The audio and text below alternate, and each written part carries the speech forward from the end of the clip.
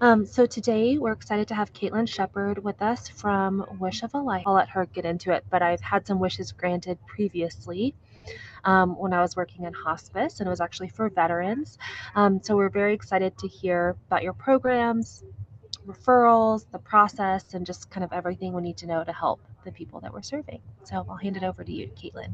Wonderful. Well, thank you so much for having me this morning. Happy Friday, everyone. Let me just get my PowerPoint up for you all. My screen is always, the Zoom thing is always on top of share your screen. So can everyone see? I can't see anyone, so I'm not sure. Yes, we can see. Okay, perfect. I've got my laptop today, so I don't have another screen. So if you need anything, come off mute so I can hear you. Feel free to ask questions as we go along, or you can save them for the end. But my name is Caitlin Shepherd, and I am with Wish of a Lifetime from AARP. I oversee the Mountain West region for community outreach and volunteer engagement and spreading the word about Wish of a Lifetime. But I'm based in Denver, Colorado, and that is also where our Wish of a Lifetime headquarters are as well. We're just located downtown. But I'm so excited today to share with you about Wish of a Lifetime. Wish of a Lifetime, we are changing how we age one inspirational wish at a time. And we do this by crafting purpose-driven experiences for older adults to empower them to fulfill their hopes and dreams, reconnect with the people and passions that matter most, and really age with hope and joy. Now, I want to get started with just a short little video to give you an idea of the types of wishes we've granted in the past and the power of the stories of the wishes that we grant.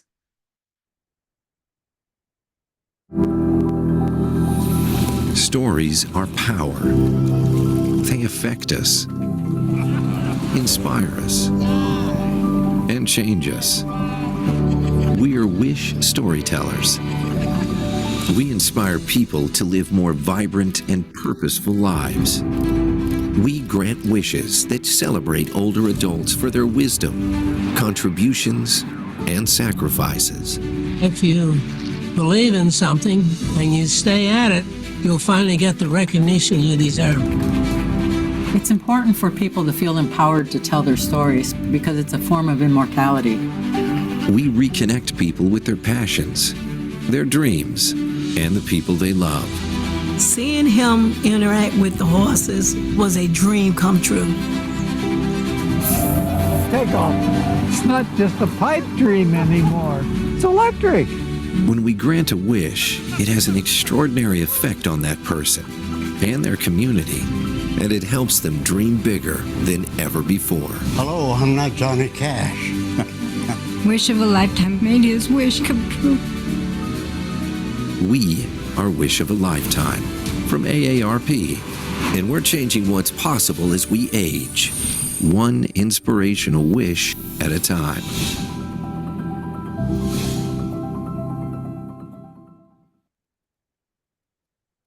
So a little more background on how Wish of a Lifetime came to be. We were founded in 2008 by our founder, Jeremy Bloom, who was a CU Buffs football player. He also went on to be drafted into the NFL and a two-time Olympic skier. He wanted to create an organization that would give back to older adults. He had an incredible relationship with his grandparents. They were really important in his life and supporting his athletic career. And he found in his travels around the world that in the United States, we do not honor and celebrate our oldest generations like they do in other countries. So that's when he created Wish of a Lifetime, and we became a 501c3 nonprofit. Now, fast forward 10 or 11 years, and we had granted over 2,000 wishes across the United States. In 2020, an exciting change happened for our organization. We joined forces with AARP as one of their charitable affiliates. So we still maintain our own 501c3 nonprofit status, but we have some of the benefits of being a part of a larger organization like AARP.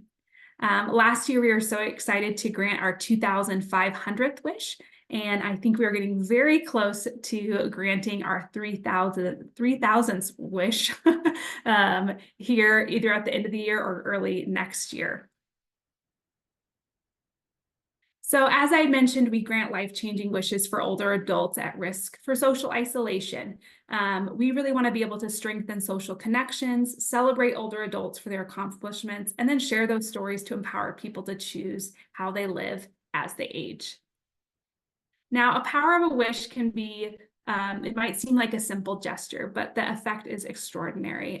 With each wish granted, we reconnect people back to their communities and their passions and the people they love, helping them to live more vibrant and purposeful lives. Some of our former wish recipients have shown incredible changes in their life when a wish was approved. For Kelly's mom, she was able to start walking more when her wish was approved. She wanted to regain her strength. She was getting out and socializing again for the first time in years. Wishes can also have a larger impact. You may have seen Colonel James Harvey in that video. He lives in Colorado Springs, and he is one of the first Top Gun winners in 1949 as a Tuskegee Airman. He's the last Tuskegee Airman living in Colorado. At the time of his wish, he was 98 years old. He is now, I believe, 101. I think he just celebrated his 101st birthday in July. But his wish was to receive the recognition that he and his squadron deserved. They won that first Top Gun competition in 1949, and their fighter group did not get the recognition that they deserved. They were unable to go to the award ceremony because it was a segregated hotel. Their name was left off of the trophy and now the history books. So our team worked with the United States Air Force to right that wrong and to really finally give him and his fighter group the recognition they deserve. So guidelines for qualification for a wish. So the minimum age is 65. We've granted wishes for people up to 110. That's been our oldest wish recipient. The individual needs to be living in the United States or its territories. They need to be unable to fulfill the wish on their own, and that could be a variety of reasons, whether it be financially, logistically, maybe they need medical support to be able to be part of that wish. Whatever that reason could be, as long as why do they need wish of a lifetime to make this wish possible for them? Capable of experiencing the wish, that is a variety of different things. Our team is so wonderful at catering our wishes to each individual, whether they are able to travel or not travel, whether that needs to happen within their home or within their senior community that they're living in. We can bring wishes to people, take them to their wishes, but at least being able to partake in that wish. And then depending on the wish, you saw some people skydiving and hang gliding, just getting approval from a doctor that it is safe to do so. So here's how the process works for submitting a wish. A nominator or an applicant themselves can submit a nomination through our website at wishofalifetime.org. This application has about 15 questions, wanting to know what is the wish, what impact would this wish have on the individual, have they overcome any obstacles in their life, different types of things so that we can get to know that individual better. They then go into the qualification stage once we receive that wish, and our team reaches out to do an interview with the nominator and the nominee to learn more about them and hear what that impact of the wish could be. We then send it to our validation committee. This is a third-party committee that reviews every wish we receive, and they determine if a wish can be granted or not. And then once approved, it goes into planning and fulfillment and then granting. So we have 4 categories of wishes that we grant. The first is commemorating service. So a large portion of you are working with veterans, and a lot of our wishes are for veterans. But this is connecting right to that veteran service, whether they are wanting to return to Pearl Harbor where they served during World War II. Maybe it's visiting Washington, D.C. and the monuments. Going back on the submarine that they served on, or a ship, or flying in the plane that they flew in. These are going back to those specific times in their life when they were in military service and connecting back to that. Now, veterans or any other older adults that you can serve might have another wish. They might be a veteran, but they don't really want to do something that's connected to their service. Maybe it's they want to meet their great-grandchild for the first time or see a lifelong friend that they haven't seen in many decades. And that's where our Reconnecting Loved Ones come in, bringing people together who can't be together. I know a lot of you work in the hospice sector as well, and this is one of the biggest wishes that we see for our hospice recipients. Wanting to be with those people that they love at the end of their life and being able to have that possible for them. So we can bring family members to the individual or fly them to them. I'll also mention on the hospice side as well, we've had a lot of wishes recently where our wish recipient is not necessarily the person on hospice, but they might have a son or daughter who is at the end of their life. And we send the wish recipient to be with their family member at the end of their life as well. So keep that in mind if you work with other ages as well. And then our third category is fulfilling lifelong dreams. I think this is what people typically think of first with our program. And this is those bucket list items, things that you've always wanted to do but haven't been able to, a childhood dream, whether it be riding in the pace car at a NASCAR race, a hot air balloon ride, throwing that first pitch out at a baseball game. Maybe it's seeing the Rolling Stones in concert, whatever that experience that they've always wanted to do. And then our last category is renewing and celebrating passions. And this connects back to the individual's hobbies and interests. You saw the individual in the film dancing. We've done art lessons, performing back on stage, recording a song in a music studio, fly fishing, hunting, getting back into those hobbies that they've loved that maybe they haven't been able to do due to medical reasons, financial reasons, or life just got too busy. I would love to show you one more video before we dive into everything else. But here is a video about Benny.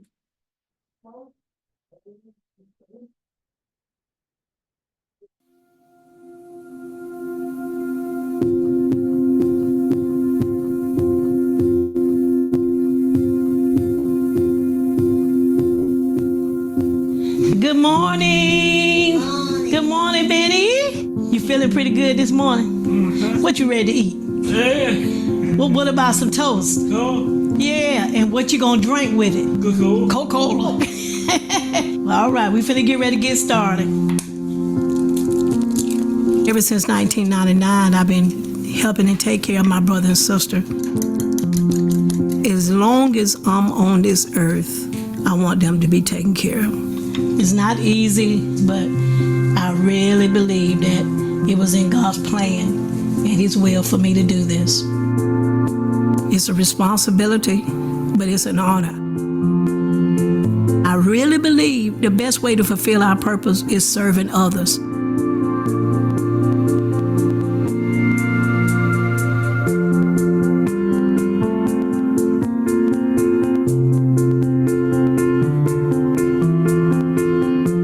Responsibility to make sure they're well taken care of. So what you want to build today? You gonna build a house today? Yeah, that is nice. I just want to make sure that everything he's involved in is making him happy. That's a big house, JJ. That's a big house, baby. I want to treat him the way I would want to be treated.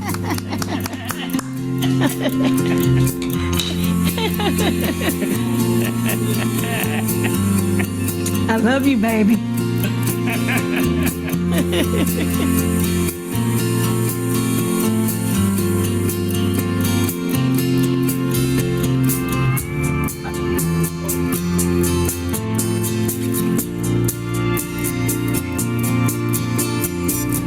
Benny and my father was like two peas in a pod. Ever since he introduced Benny to horses, Benny have been in love with horses. He see a horse, he just light up like a child at Christmas time. Oh, we getting closer, JJ. Let me see some horses, JJ. Yeah. Yeah, ooh. Horsey, JJ.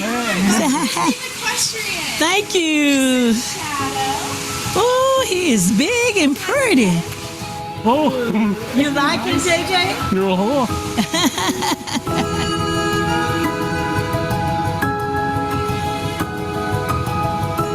Seeing him interact with the horses was a dream come true. We all like certain things, but what's really rewarding is when you're helping somebody else fulfill their dream. He was on that wagon like a king. You are driving it, baby. You are doing so good. That is so beautiful. You did good. Benny, we got one more surprise. You ready for the beach? Yeah, you want to go to the beach?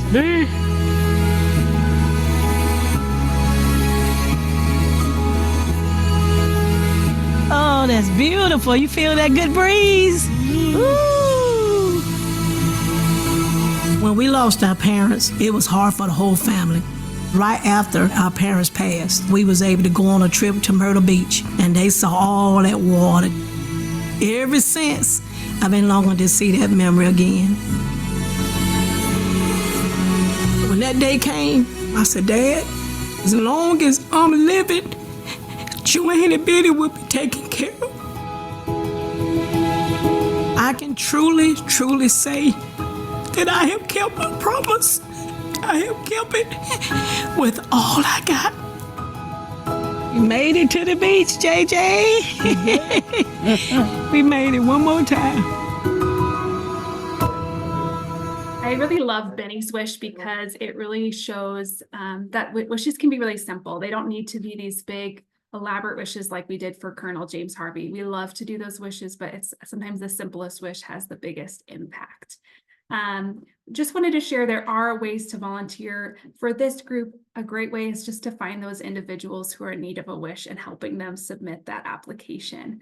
Another program I'd love to highlight is our Cupid Crew. Cupid Crew is where we deliver roses and cards to older adults on Valentine's Day. Organizations, volunteer groups can request the amount of roses that they need to deliver, and we will deliver those roses for free to the individuals to take in the community where they need. But right now, I would love to take the time to answer your questions and hear a little bit more about what you want to know about Wish of a Lifetime and if you have individuals in mind for a wish.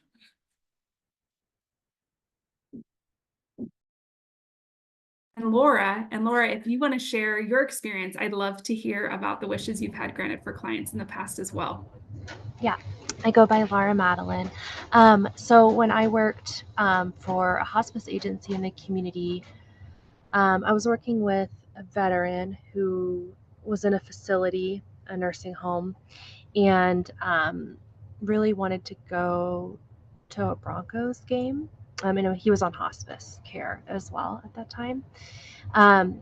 And so they were able to arrange for him and 3 of his veteran buddies at the facility to all 4 of them go to a Broncos game, including they paid for a CNA from the facility to accompany them to like make sure that they were properly cared for because they were in like electric wheelchairs. There was like a lot of oxygen. There was a lot going on just to make sure that they were like safe and cared for. And hygiene was a concern for this veteran. So they made sure that this veteran and his buddies had like really nice, like in a very dignified way, like new clothes, right? Like Broncos gear head to toe, like who wouldn't want that? And then they looked forward to it for months, and they felt really heard by the Wish of a Lifetime. I believe it was social work interns at that time that were doing the interviews. So they felt like very heard. Fresh ears do wonders for some folks. And they looked forward to it for months, which really helped with mood and motivation. And then they went, and I actually don't know everything that occurred at that because I just submitted it and they kind of ran with it. But I know that they had a great time, and there was like some really nice pictures, and they met some retired players, or it was like a box office experience. It was like a really great experience, and it was more than just that day. It was like months of positivity and looking forward to it. So that was one wish. And then there was another wish for a hospice patient. And I actually don't recall if he was a veteran or not. It's just been a lot of years. And this veteran, like more on the simple wish side, really wanted to go fishing again. And so they made it really special, even with the wheelchair and some of the physical limitations, which were significant, as I recall.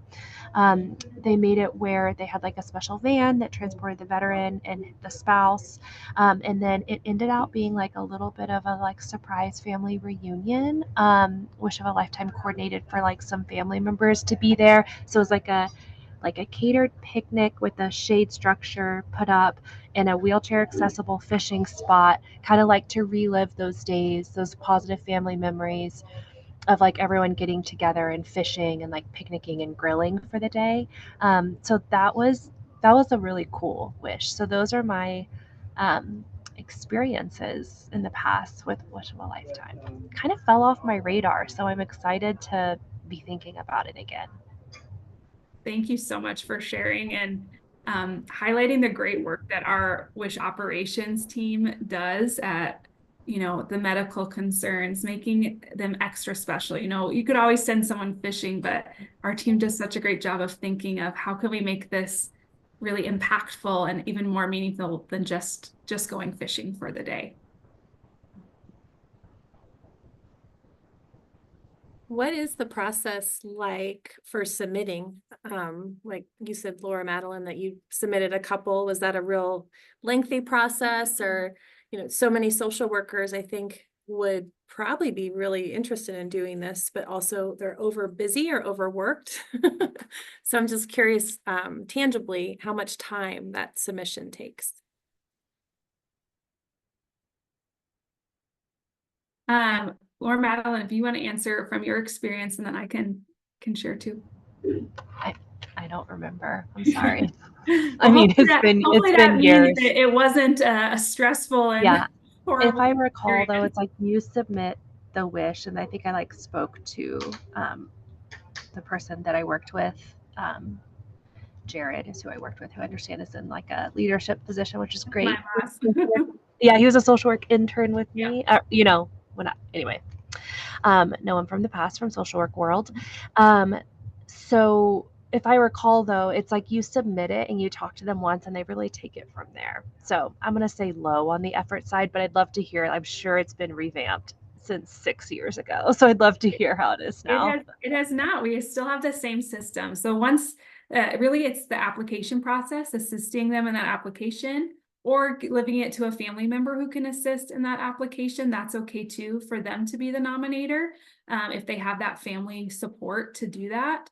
But once the application is submitted, we might have a short call with you to just get your feedback about the person and fill up any gaps. But once we take it from there and the wish is approved, we take that and our team takes everything from there. So we really want it to be low need from all of you, because we do know how busy you are. So when there is that family member that can be a contact, that's helpful as well. If there isn't family, then there might be a little more support that we need from you. But it's a really easy process. The reason we love to have your feedback is, I'll give an example. We had a veteran wish recipient who was nominated for, sometimes we do group veteran trips, usually once a year or every other year, depending on the location. Probably in 2026, we'll do another Colorado veteran trip to Washington, D.C.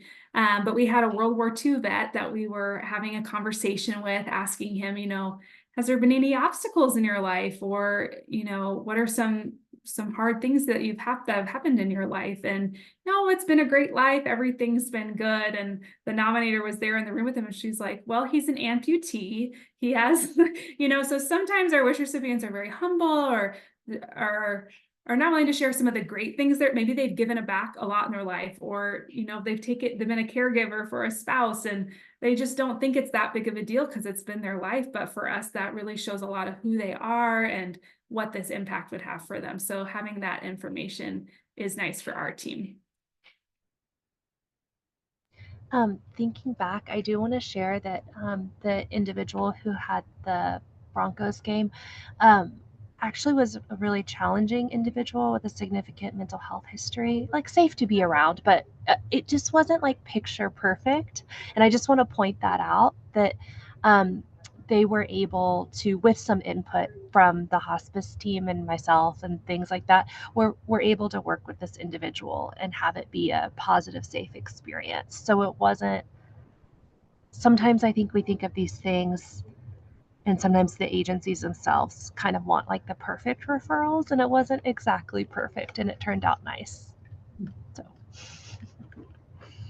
Real human experience. Mhm. I'm curious, since all of us are hospice partners, is there an expedited application process for people if they're on hospice, or how do you navigate those kind of referrals?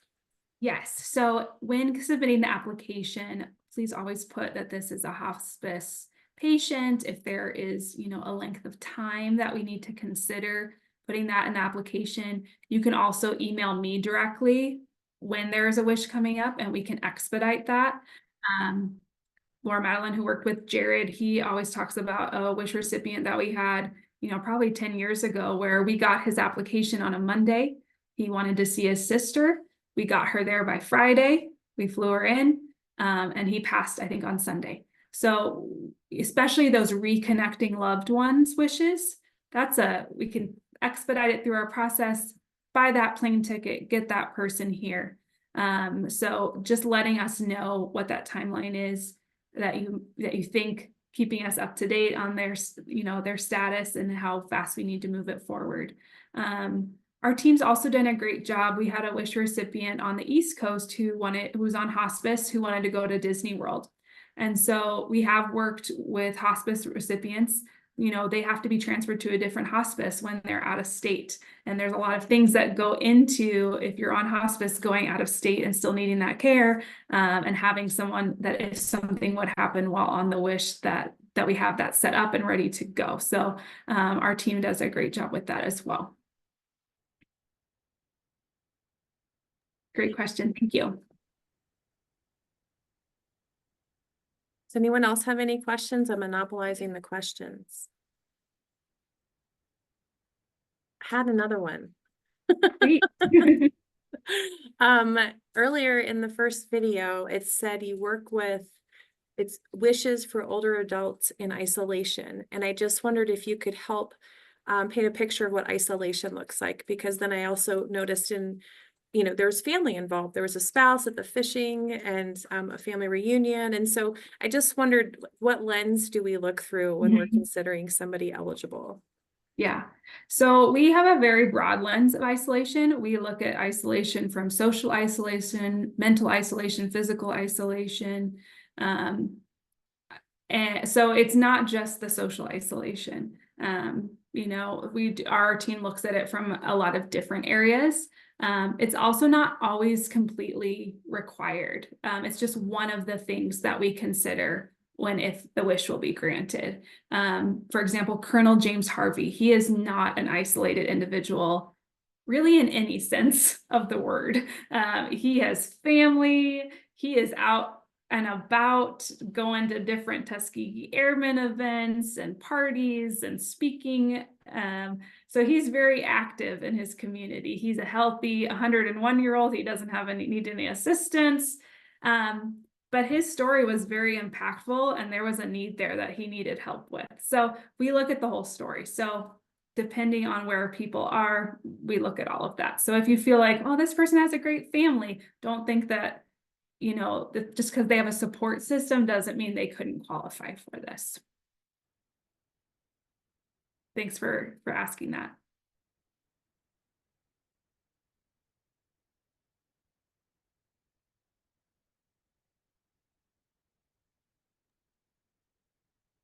Any other questions? I think of Brother James Patrick Hall here with the Rocky Mountain Refuge. He works with unhoused persons and provides hospice care for them. Wow.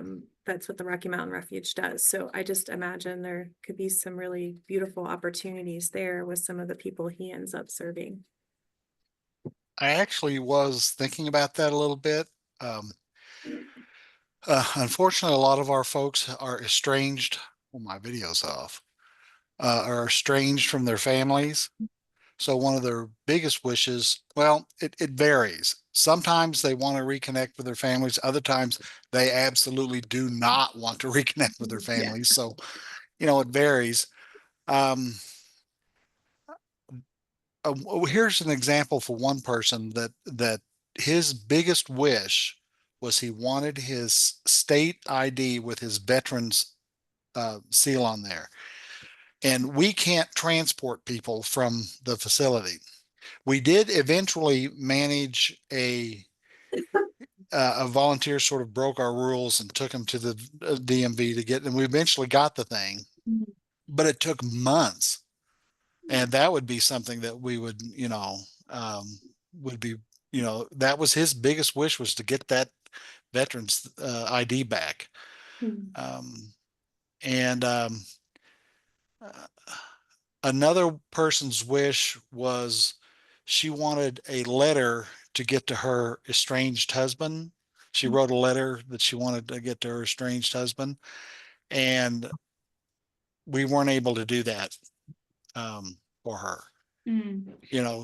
So there's these are pretty small. They're kind of smaller wishes than like going to beaches or going to, but they definitely are things that folks sometimes, these are folks who've spent maybe years on the streets, and they oftentimes, it's kind of hard to get them to talk about wishes because they're so beat down that they don't really, nothing good's going to happen anyway, so why even think about it?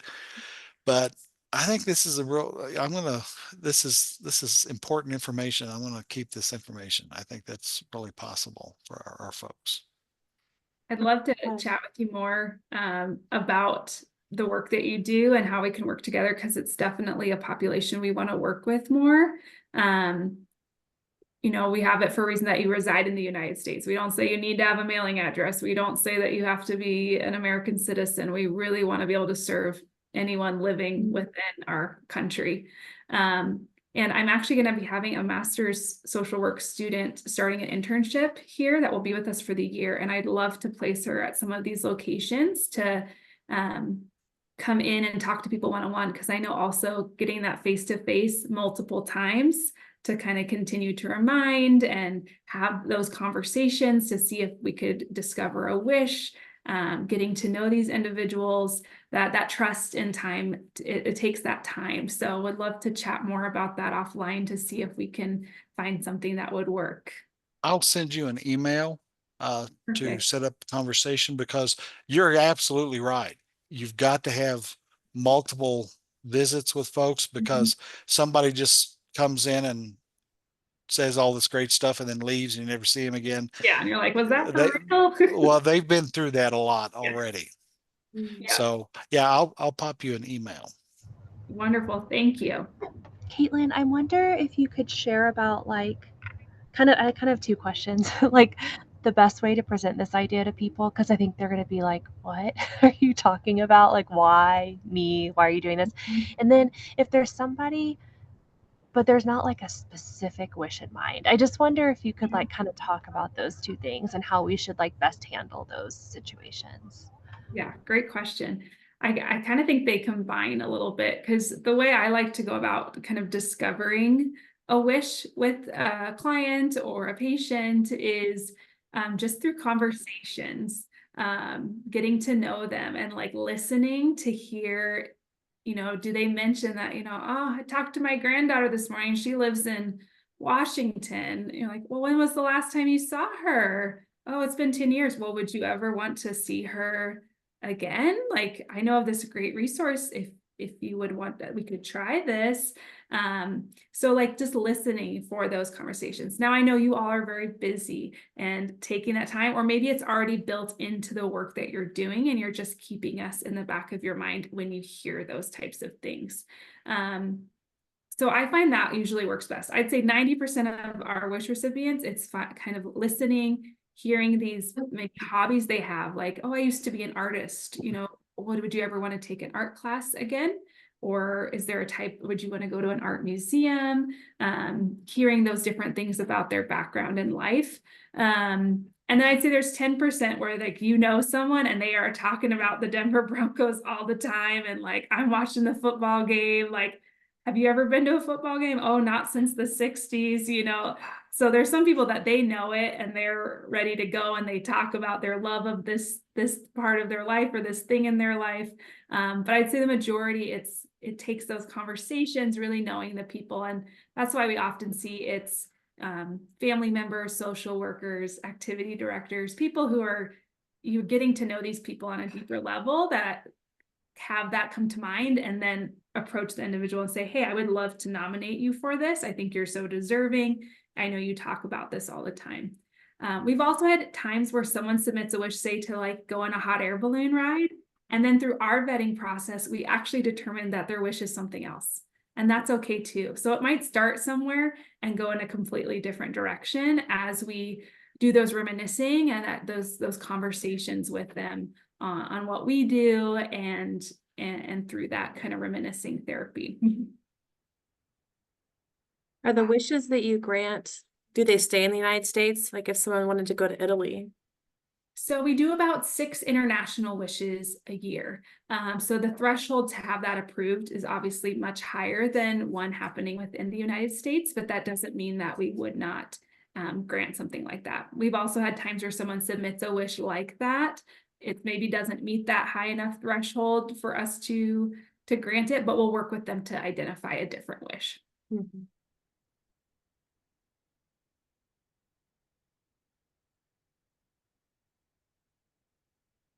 What is your process of like interviewing? Is that a volunteer or a social worker, or you listed a screen, and I want to go back and see your PowerPoint, but that said all the ways you can volunteer. And there was a lot.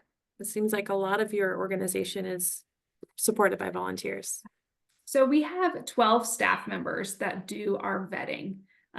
They are the ones that they will, you know, be assigned a wish, and they will be with that wish recipient through the life of their wish. So they will do those interviews, submit the report to our validation committee, which is the volunteer committee to determine the wishes. And then they are the ones that execute the wishes. So they really get to build that relationship with the wish recipient and their family and get to know them over the course of their wish being granted. So that part of the program is done by staff members. Some are social workers, some come from different backgrounds. But we do have a lot of other volunteer opportunities, like partaking in the wish itself once it's being granted. As nominators, we always love to bring nominators and community partners in on the wishes that they've submitted to us. Cupid Crew, again, you know, delivering roses to some of your hospice patients on Valentine's Day is a great way that we can give back to the work that all of you are doing and reach as many older adults as we can. Last year we delivered 175,000 roses, and this year we're hoping to deliver over 200,000 across the US. We do have some other virtual options, people that go out and do tabling for us and presentations, but I'd say our biggest is our wish discovery, our submitting nominations and participating in the wishes themselves. And are you in a place where you're wanting more wishes, or are you in a place where you're getting more wishes than you can really fill? Or, you know, does that make sense? Yeah. We are in a great place. We are receiving a good amount of wishes, but we always want to continue to fill that pipeline. We grant around 300 wishes a year, but we look at each individual wish that's coming in. So even though we might get a wish, say today, it might not be granted till 2025. But we are always wanting those wishes to be coming in. We're especially looking at some of our priority audiences that we're doing additional outreach to that we aren't getting organically through our website. We're looking at LGBTQ seniors, Hispanic Latino, Native American, Alaskan Native, adults with developmental disabilities, unhoused older adults. So there's a lot of different groups that we're looking at that we don't naturally just get those wishes submitted to us. We really want to make sure that we are granting wishes for, you know, what the United States looks like, and that we are really supporting all Americans that want to have a wish granted. Have you connected with the center in Denver? Yes, yep, we worked with them and some groups in Boulder and up in Fort Collins, and working to get some more wishes there too. And yeah, you're doing such great work. It makes me want your job, but I have a job that I like too. Thank you so much for all the work that you're doing and the good, and Benny kind of made me tear up. Does anyone else have any comments or questions for Caitlin? I was wondering about facilities. Do you make this known to like senior communities or that sort of thing? Because I know when my husband was at a nursing home, was a great jazz guy, and he would have been a perfect guy to take to Dazzle. Oh yeah. Great performance with family, as an example, or one of his big jazz buddies. I mean, he would have had but he was in a facility, and I might have initiated as his wife, but there are activities directors that know, well, like Laura Madeline did, about the guy who loved the Broncos. So you obviously do work with facilities. Do you market to them? We do. We work with a lot of senior communities, not only across the metro area, but in our different regions. I'd say it really depends on the community. We have some communities that are like the activity director or the social worker is like, this is incredible. I love this. And they've had 30 wishes granted because they just are constantly sending us wishes. And there's no cap. It's not like, okay, River Point, you got too many wishes going on. We look at each individual. Just because you live somewhere doesn't mean you can't have a wish. But then we have others where we go and do a presentation. They're like, that sounds great, but they're overworked, they're burnt out, there's turnover. So it really ebbs and flows depending on the community. If someone leaves that, sometimes we lose that contact. I'm sure you all have that experience as well with some of the people that you're serving, especially during COVID and after COVID. I was the activity director for 7 years before I came to Wish at a place down in Lone Tree. So it's just interesting to see that turnover. But if there are locations that you're working at or that you're connected with that you don't think know about us, please send that my way too, because we want to continue spreading the word to those that are looking for our resource. I love the potential this has for, if I'm understanding correctly, we're a hospice program, so we have a volunteer program as part of all of us, as part of our offering. And our volunteers really get to hear a lot from patients. So I'm going to share this with all my volunteers, this recording here, so that they can be more aware. Because if I understand right, that they could submit something with the patient in order to get considered. Is that correct? Yes. Anyone can submit a wish. Volunteers are a great way to go about it that are spending that time with the patients. And please reach out to me if you have volunteer meeting in person or virtual that you would love for myself or my new intern Sienna to come and share about us. We want to get in front of people and keep spreading the word. So please send me those invites if you have those, or share the recording too. That's a great way. And you can share my contact information if they have more questions on how it works.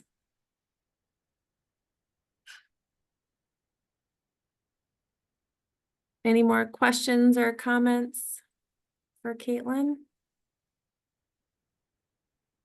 I am thinking, Laura Madeline, is our next education the care homes, the veteran care homes? A state veteran home. Yeah. So a month from now, we'll get to hear about the state veteran home. And thank you so much, Caitlin, for the work you're doing, the work your team's doing, and for just spending the time to help us be more aware. And hopefully this resource will be closer to the service. You can expect some wishes coming your way probably by the end of the year from some people on this call today. So thank you so much. Yes, thank you, everyone. And yes, please reach out to me if you submit a wish. Let me know, especially if it's a hospice wish, so we can get it going through our pipeline and get that wish through our process. Thank you, Caitlin. Thank you, everybody. Have a good rest of your day. Bye-bye.